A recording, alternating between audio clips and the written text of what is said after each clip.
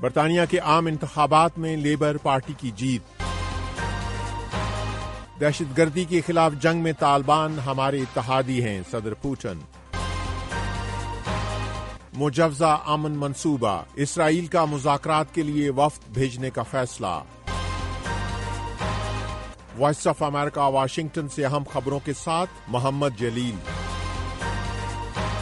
برطانیہ کے پارلیمانی انتخابات کے سرکاری نتائج کے مطابق لیبر پارٹی کو اکثریت ملنے کے بعد کیئر سٹارمر ملک کے آئندہ وزیر اعظم ہوں گے۔ جمعرات کو ہونے والے پارلیمانی انتخابات کے ایگزٹ پولز کے مطابق وزیر اعظم رشی سوناک کی کنزرویٹو پارٹی کی تاریخی شکست کی پیشگوئی کی گئی تھی اور برطانیہ کی 640 نشستوں کی حامل پارلیمنٹ میں لیبر پارٹی کو 400 سے زائد نشستیں ملنے کی پیشگوئی کی گئی تھی۔ اس کامیابی کو لیبر پارٹی کی ایک سیاسی فتح قرار دیا جا رہا ہے، جسے 5 سال پہلے ہونے والے انتخابات میں تاریخ کی خراب ترین کارکردگی کا سامنا کرنا پڑا۔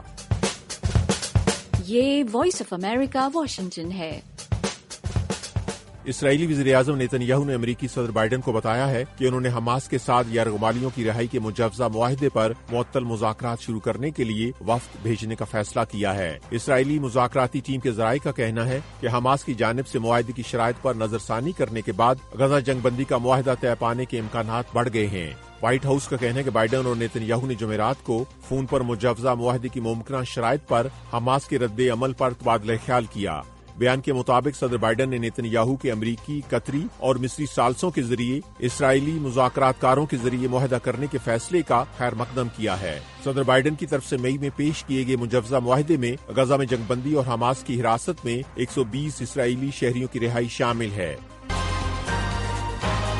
ایران کے صدارتی انتخابات کے دوسرے مرحلے کے لیے ووٹنگ جاری ہے۔ جمعے کو مقامی وقت کے مطابق صبح 8 بجے شروع ہونے والا ووٹنگ کا عمل شام 6 بجے مکمل ہوگا۔ اس مرحلے میں مسعود پزشکیاں اور سعید جلیلی کے درمیان مقابلہ ہے۔ ایران کے سپریم لیڈر نے عوام سے ووٹنگ میں بڑھ چڑھ کر حصہ لینے کی اپیل کی ہے۔ جب صدارتی انتخابات کے پہلے مرحلے میں ووٹنگ ٹرن آؤٹ توقع سے کم رہا۔ ایرانی حکام کا کہنا ہے کہ 28 جون کو ہونے والے صدارتی انتخابات کے پہلے مرحلے میں ووٹنگ کی شرح 40% رہی۔ ایران کے سابق صدر ابراہیم رئیسی کی مئی میں ہیلی کاپٹر حادثے میں موت کے بعد ایران میں قبل از وقت صدارتی انتخابات ہو رہے ہیں۔ روس کے صدر ولادیمیر پوٹن نے کہا کہ طالبان روس میں کالعدم گروپ کی دہشت گردی کے خلاف جنگ میں ماسکو کے اتحادی ہیں، کیونکہ ان کا افغانستان پر کنٹرول ہے۔ قازقستان کے دارالحکومت آستانہ میں جمعرات کو ختم ہونے والی شنگھائی تعاون تنظیم کے اجلاس کے موقع پر پوٹن نے کہا پوٹن نے کہا کہ طالبان کا افغانستان پر کنٹرول ہے اور اس اعتبار سے طالبان بلا شبہ دہشت گردی کے خلاف جنگ میں ہمارے اتحادی ہیں۔ طالبان ایک عرصے سے شدت پسند گروپ داعش کے خلاف لڑ رہے ہیں، جس نے مارچ میں ماسکو میں ہونے والے ایک حملے میں 140 افراد کو ہلاک کر دیا تھا۔ پوٹن نے کہا کہ طالبان نے کچھ ذمہ داریاں پوری کی ہیں، لیکن ان کے بقول اب بھی ایسے مسائل ہیں جن پر ملک کے اندر اور عالمی برادری کی جانب سے مسلسل توجہ درکار ہے۔ ماسکو نے طالبان پر 2003 سے پابندیاں عائد کر رکھی ہیں، لیکن اس کے باوجود پوٹن نے گزشتہ ماہ طالبان سے روس کے تعلقات مضبوط بنانے کا عندیہ دیا تھا۔ دنیا کے دیگر ممالک کی طرح روس نے طالبان حکومت کو تسلیم نہیں کیا ہے اور یورپی اور مغربی ممالک کی طرح طالبان پر اپنی پابندیوں کو برقرار رکھا ہوا ہے۔ کیا آپ جانتے ہیں کہ VOA اردو کا ایک ٹی وی شو بھی ہے؟ جی ہاں، ویو 360 پیر سے جمعہ شام 7:30 بجے۔ روس کا کہنا ہے کہ بھارت کے وزیر اعظم آئندہ ہفتے 2 روزہ سرکاری دورے پر ماسکو آئیں گے۔ پیر اور منگل کو ہونے والے اس دورے کے دوران وزیر اعظم مودی روس کے صدر ولادیمیر پوٹن سے 2 طرفہ اور علاقائی امور پر تبادلہ خیال کریں گے۔